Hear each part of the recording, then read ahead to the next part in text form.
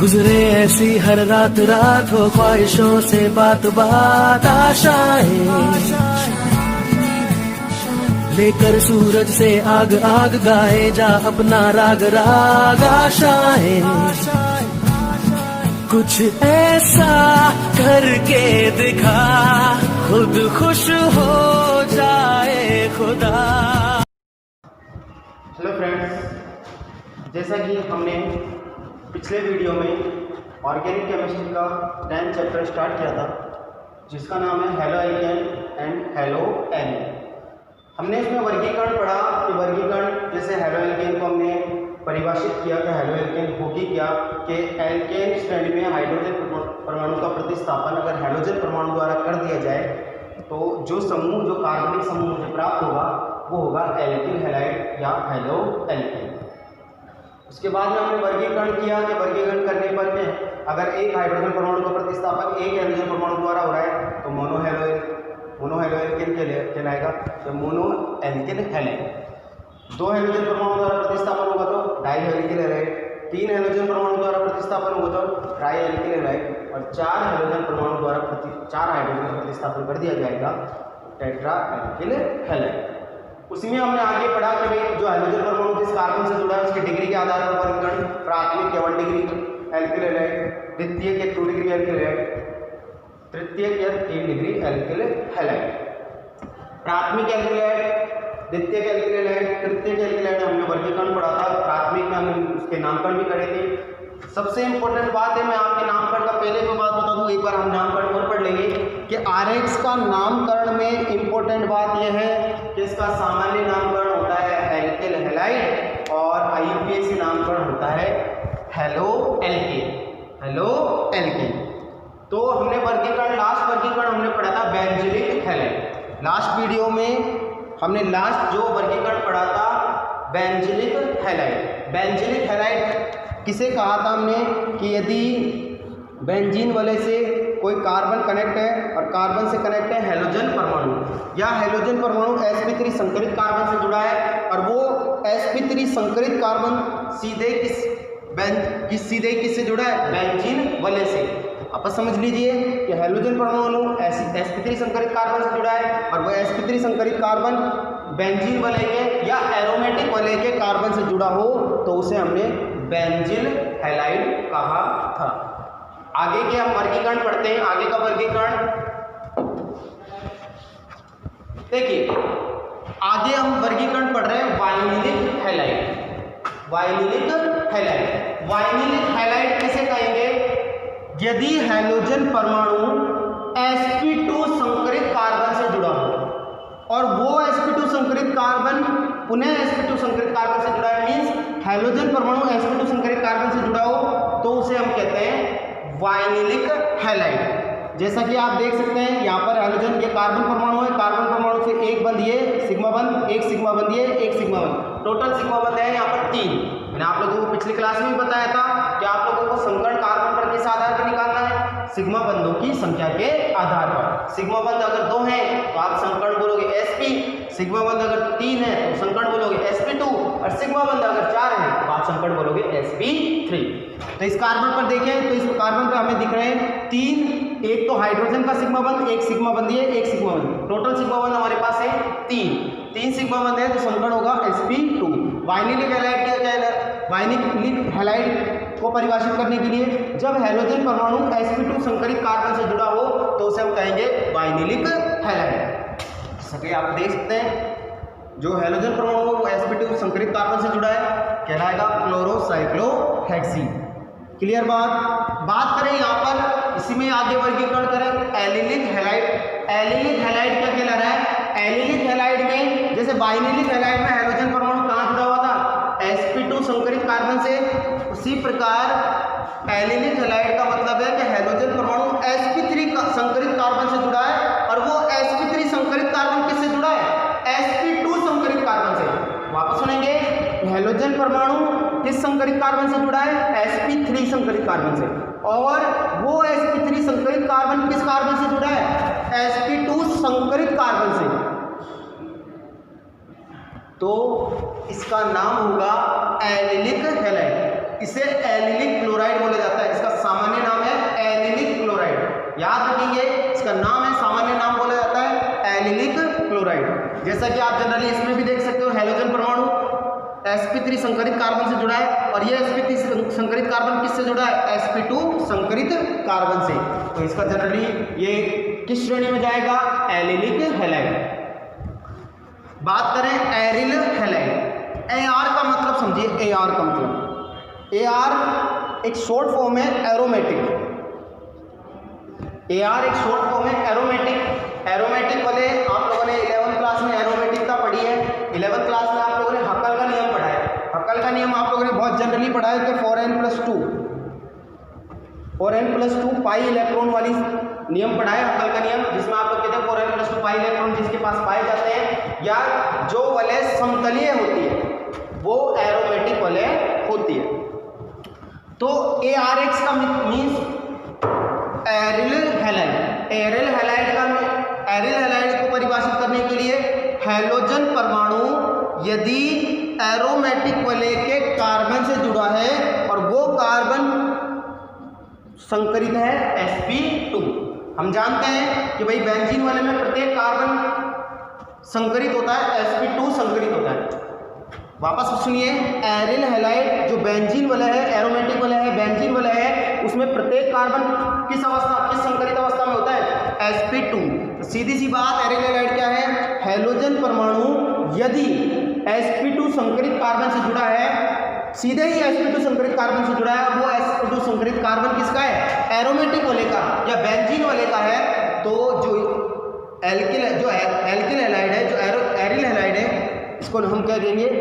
Aryl halide. Sorry, ये लिख कैसे? Aryl halide. एरिल हैलाइड, सीधी सी बात। जैसे इसका नामकरण करेंगे, हैलोजन को हम कहेंगे हेलो, बेंजीन को नाम है बेंजीन, हेलो बेंजीन। इसी प्रकार क्लोरोबेंजीन, ब्रोमोबेंजीन, आयोडोबेंजीन, आपके फ्लोरोबेंजीन। वर्गीकरण समझ में आ रहा है? समझिए एक बार वापस। अगर हैलोजन परमाणु sp2 संकरित कार्बन से जुड़ा है तो बाइनिलिक हैलाइड। यदि हैलोजन परमाणु sp3 संकरित कार्बन से जुड़ा है और वो sp3 संकरित कार्बन किससे जुड़ा है? sp2 संकरित कार्बन से, तो वो कहाँ जाएगा? एलिलिक हैलाइड में। और अगर हैलोजन परमाणु सीधे ही बेंजीन वाले के कार्बन से जुड़ा है तो उसे हम कहेंगे एरिल हैलाइड। क्लियर बात? ठीक है भाई, आगे हम चलते हैं। ये हो गया हमारे वर्गीकरण। यहाँ तक हमारे वर्गीकरण कंप्लीट हो चुका। अब हम आगे चलेंगे इसके नामकरण में। नामकरण आप जो जानते हो, इससे पहले में हम लोग एक टॉपिक पढ़ेंगे नामकरण से पहले। देखिए, बहुत ही इंपॉर्टेंट बात है, बहुत ही इंपॉर्टेंट टॉपिक है।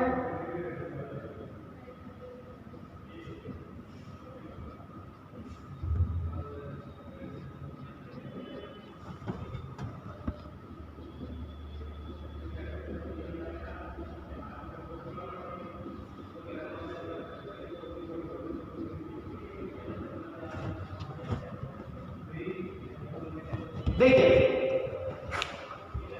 एल्किल हैलाइड में CX बंध की प्रकृति। देखिए, आप लोगों ने एक वर्डिंग सुन रखी है, टॉपिक सुना था, एक तो ध्रुवीय बंध और एक अध्रुवीय बंध। आप लोगों ने जनरली सुना है कि ध्रुवीय बंध और अध्रुवीय बंध। ध्रुवीय बंध और अध्रुवीय बंध क्या होते हैं? इससे पहले आप लोगों ने 11th क्लास में एक टॉपिक पढ़ा होगा, प्लस आई प्रभाव और माइनस आई प्रभाव। प्लस आई प्रभाव क्या होता है, माइनस आई प्रभाव क्या होता है, जनरली जानते हैं। प्लस आई प्रभाव वो होता है, प्लस आई प्रभाव का मतलब है इलेक्ट्रॉन दाता समूह या इलेक्ट्रॉन देने वाले समूह। मान लीजिए ए और बी के मध्य कोई सहसंयोजक बंध है, ए और बी के मध्य कोई सहसंयोजक बंध है और ए अपने इलेक्ट्रॉनों को दान किसको कर रहा है? बी को। मींस बंध के इलेक्ट्रॉनों का स्थानांतरण आगे की ओर करने वाले समूह।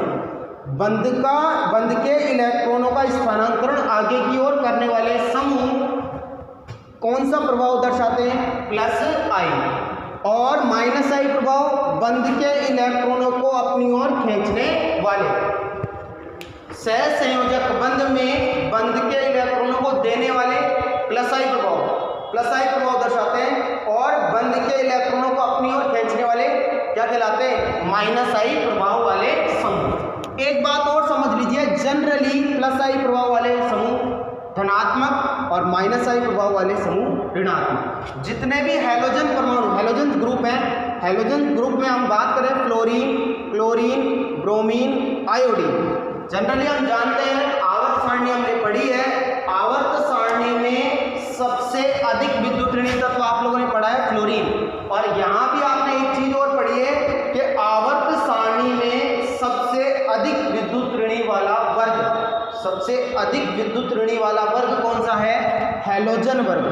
हैलोजन वर्ग सबसे अधिक विद्युत ऋणी वर्ग है। फ्लोरीन, क्लोरीन, ब्रोमीन, आयोडीन सारे के सारे कौन सा प्रभाव दर्शाते हैं, माइनस आई, मीन्स बंध के इलेक्ट्रॉनों को अपनी ओर खींचते हैं, बंध के इलेक्ट्रॉनों को अपनी ओर क्या करते हैं, खींचते हैं। बात करें, हम बात कर रहे हैं कि CH बंध की प्रकृति।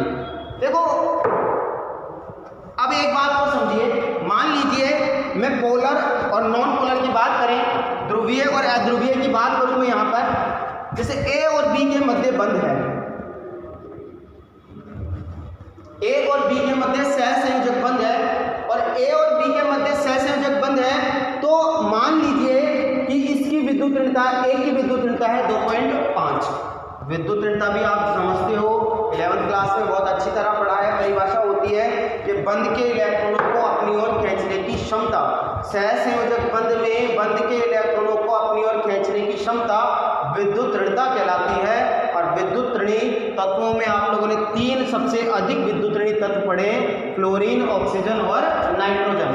इसे आप लोग फोन से याद भी कर सकते हो, फ्लोरीन, ऑक्सीजन और नाइट्रोजन, ये तीनों तत्व आवर्त सारणी में सबसे अधिक विद्युत ऋणी तत्व हैं। आपने पढ़ा होगा जनरली पूरी आवर्त सारणी में एकमात्र ऐसा तत्व है फ्लोरीन जो सबसे अधिक विद्युत ऋणी है, मतलब फ्लोरीन एकमात्र ऐसा तत्व है जो हमेशा ऋणावेशित होता है, कभी धनावेशित नहीं हो सकता।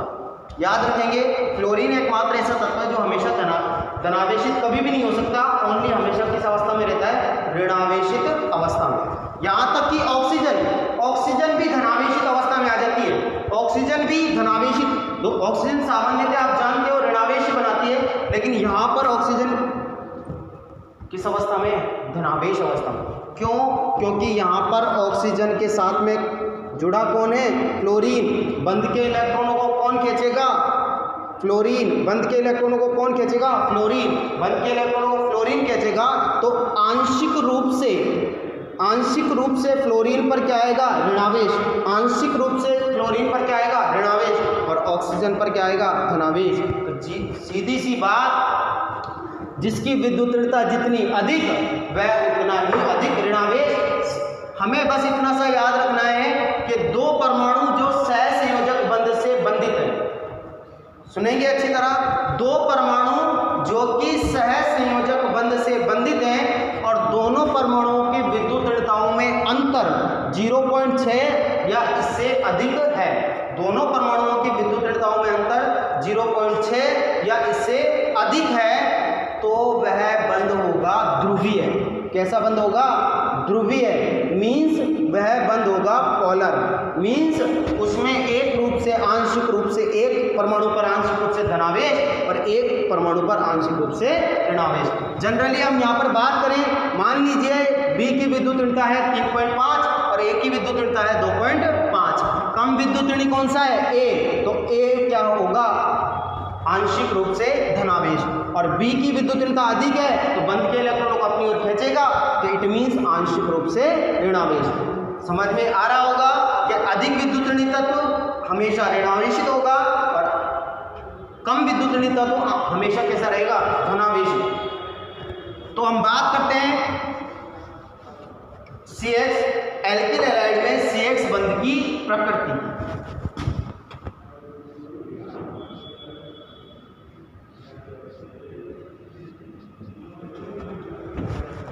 यहाँ पर हम बात कर रहे हैं, मैं यहाँ पर इसकी बात कर रहा हूँ CH3X की। किसकी बात कर रहे हैं, CH3X की।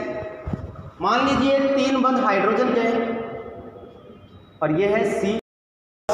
एल्किल हैलाइड के निर्माण की विधियां। एल्किल हैलाइड के निर्माण की विधियां बहुत सारी है हमारे पास, बहुत ही। इसमें आप लोगों के पास बहुत सारी ऐसी अभिक्रियाएं भी आएंगी जो आप लोग पहले भी 11वीं क्लास में पढ़ चुके हो। तो हमारे पास मेन जो हेडिंग है वो है एल्किल हैलाइड के निर्माण की विधियां। तो उसमें पहले जो पॉइंट है वो है एल्किनो पर हाइड्रोजन हैलाइड HX के योग से। तो हम एल्किनो means C double bond C, एल्किनो पर किसका योग करा रहे हैं? Hydrogen halide. पहली तो एक बात समझिए, योग का मतलब है योगात्मक अभिक्रिया। योगात्मक अभिक्रिया का मतलब आपको बस सीधा सा एक दिमाग में आना चाहिए कि वह अभिक्रिया जिसमें एक पाई बंध टूटता है और 2 सिग्मा बंध बनते हैं।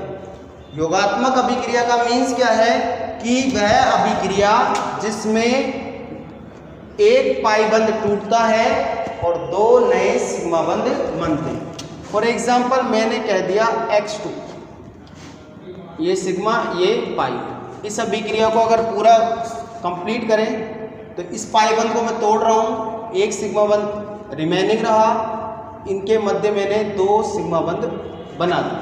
तो एक पाई बंध का वियोजन, 2 नए सिग्मा बंध का निर्माण। अभिक्रिया का नाम कहलाएगा योगात्मक अभिक्रिया। तो हमारे पास वही अभिक्रिया है HX का, हमें एल्कीन पर क्या कराना है? योग। सुनिए, एल्कीन, इसी में ही हम एक बात और समझ लेते हैं। एक वर्डिंग आएगी कि सममित एल्कीन, सिमेट्रिकल एल्कीन और असममित एल्कीन, अनसिमेट्रिकल एल्कीन। सममित एल्कीन और असममित एल्कीन का मतलब क्या है कि द्विबंध से जुड़े कार्बन परमाणु पर अगर दोनों समूह, अगर कोई प्रतिस्थापी उपस्थित है तो वो दोनों प्रतिस्थापी समूह समान होने चाहिए। अगर कार्बन पर दोनों द्विबंध से जुड़े कार्बन परमाणु पर अगर इधर कोई प्रतिस्थापी है तो वही प्रतिस्थापी इधर भी होना आवश्यक है, तो वो सममित एल्कीन है। और अगर भिन्न भिन्न प्रतिस्थापी समूह उपस्थित है तो इट मीन्स असममित एल्कीन। फॉर एग्जाम्पल इसकी बात करते हैं, द्विबंध से जुड़े कार्बन परमाणु पर यहाँ पर मैथिल ग्रुप है और यहाँ भी मैथिल ग्रुप है, तो सममित के असममित, सममित एल्कीन। इस एल्कीन में द्विबंध से जुड़े कार्बन परमाणु पर कोई प्रतिस्थापी नहीं है, तो ये भी कैसी है? सममित एल्कीन। बात करते हैं द्विबंध से जुड़े कार्बन परमाणु, इस परमाणु पर एल्किल प्रतिस्थापी है जबकि इस पर कोई प्रतिस्थापी उपस्थित नहीं है, तो ये कैसी एल्कीन है? असममित एल्कीन।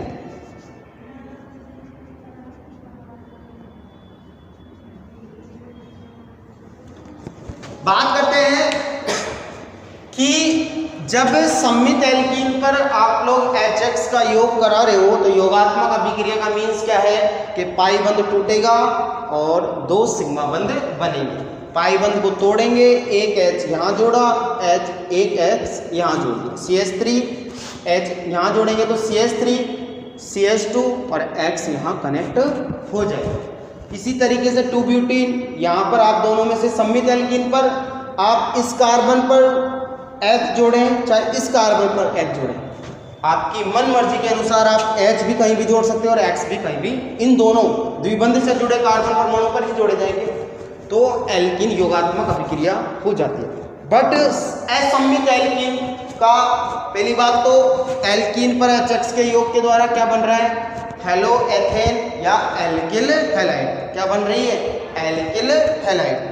तो एल्किल हैलाइड का हम निर्माण पढ़ रहे हैं। अब बात करते हैं असममित एल्कीन।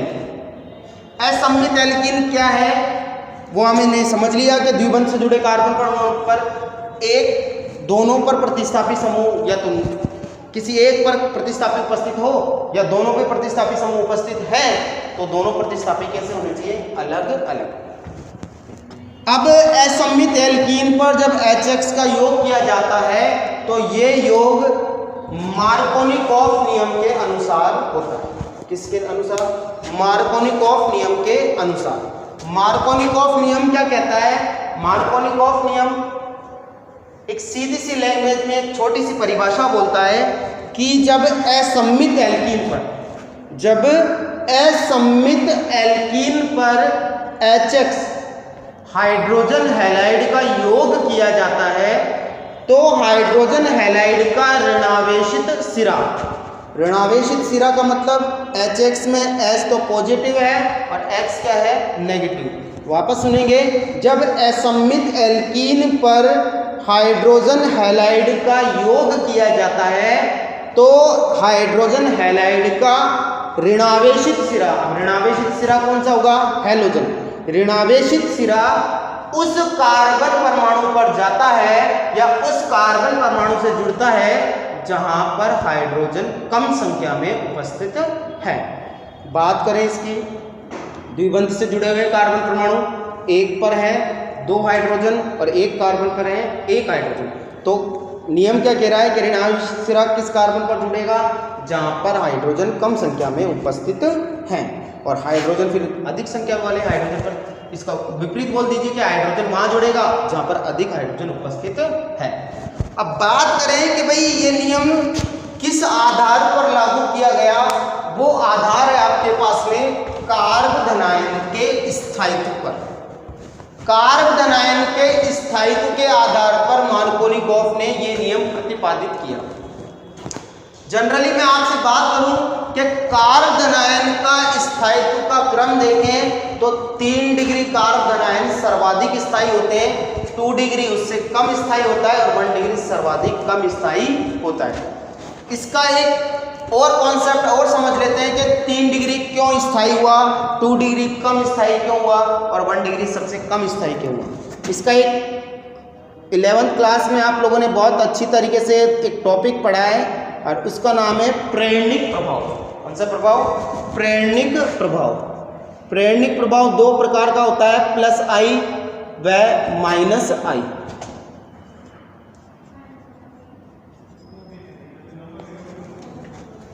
देखिए आप लोगों ने प्रेरणिक प्रभाव पढ़ा, प्रेरणिक प्रभाव +I कौन सा समूह दर्शाता है, एल्किल ग्रुप।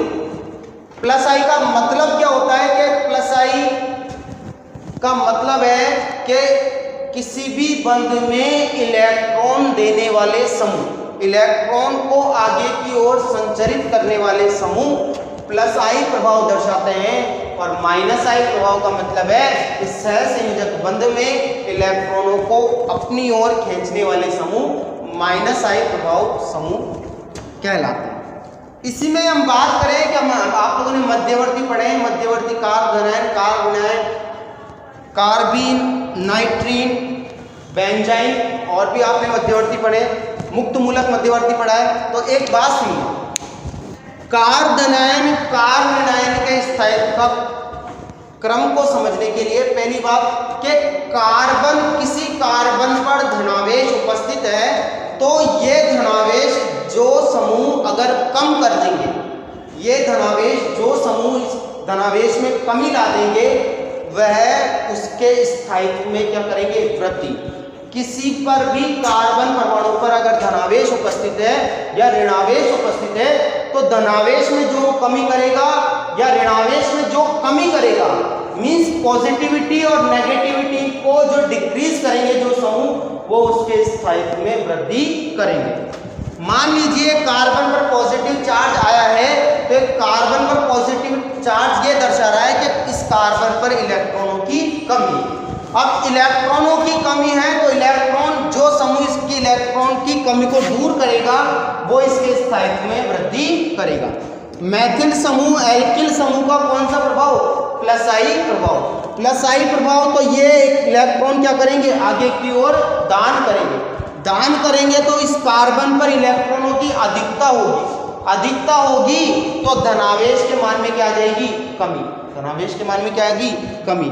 इसी प्रकार 2 डिग्री पे बात करें तो यहाँ पर मैथिल समूह कितने हैं, 2। पॉजिटिविटी को 3 डिग्री से यहाँ पर कम दिया जाएगा क्योंकि यहाँ पर 2 ही +I वाले समूह हैं और यहाँ पर ओनली 1 +I वाला समूह है। तो सबसे जो यहाँ पर पॉजिटिविटी है उसको कम करने वाले समूह यहाँ पर सबसे अधिक हैं, तो इट मीन्स यह धनावेश सर्वाधिक स्थायी होगा क्योंकि इस धनावेश के मान में कमी करने के लिए 3 +I वाले समूह इससे कनेक्ट हैं। तो सामान्यतः 3 डिग्री कार्ब धनायन सर्वाधिक स्थायी, इसके बाद में 2 डिग्री और इसके बाद में 1 डिग्री। ये याद रखेंगे भाई, बार बार में आएगा कि 3 डिग्री कार्ब धनायन सर्वाधिक स्थायी होता है, 1 डिग्री सबसे कम होता है। इसी में मैं आपसे एक बात और पढ़ लूँ कि अगर किसी कार्ब धनायन का स्थायित्व रेजोनेंस के कारण आ रहा है, अगर कहीं कार्ब धनायन है अर्थात उस धनायन में रेजोनेंस उपस्थित है, मीन्स अनुनाद उपस्थित है, तो वो इनसे भी अधिक स्थायी होगा। For example benzene carb धनायन।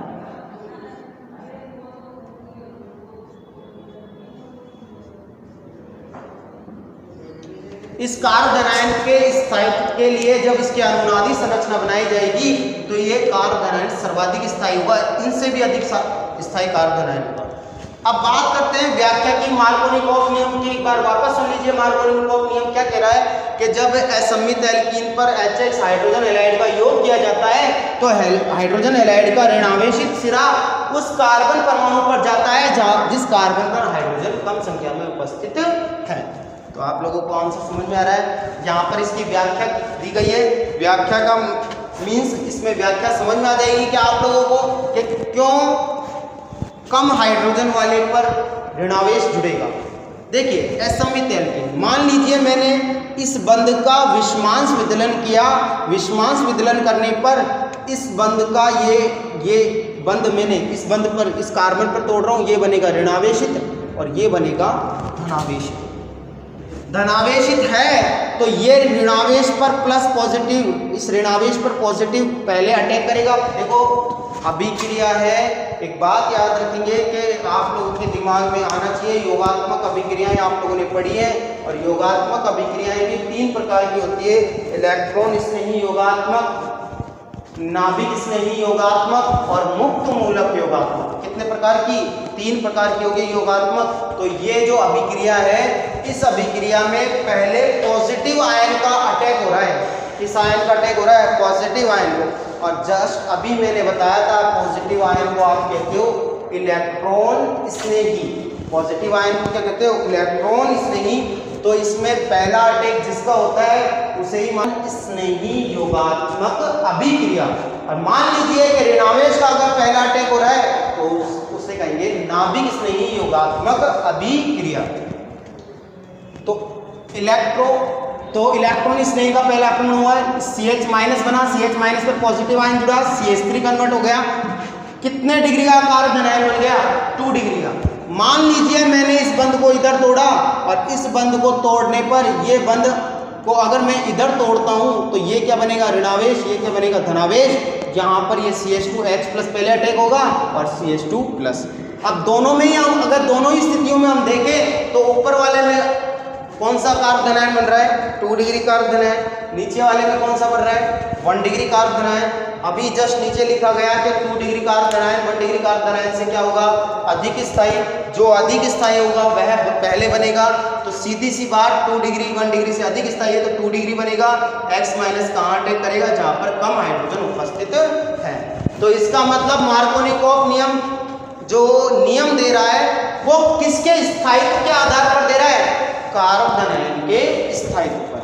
तो बात क्लियर है कि मार्कोनिकॉफ नियम की असम्मित एल्कीन पर जब HX हाइड्रोजन हैलाइड का योग किया जाएगा तो हाइड्रोजन हैलाइड का ऋणावेशित सिरा उस कार्बन पर जुड़ेगा जहाँ पर कम हाइड्रोजन उपस्थित है। ये आपके मार्कोनिकॉफ नियम हो चुका और पहली हेडिंग हो चुकी है एल्कीनों पर हाइड्रोजन हैलाइड का योग। गुजरे ऐसी हर रात रात हो ख्वाहिशों से बात बात आशाएं लेकर सूरज से आग आग गाए जा अपना राग राग आशाएं कुछ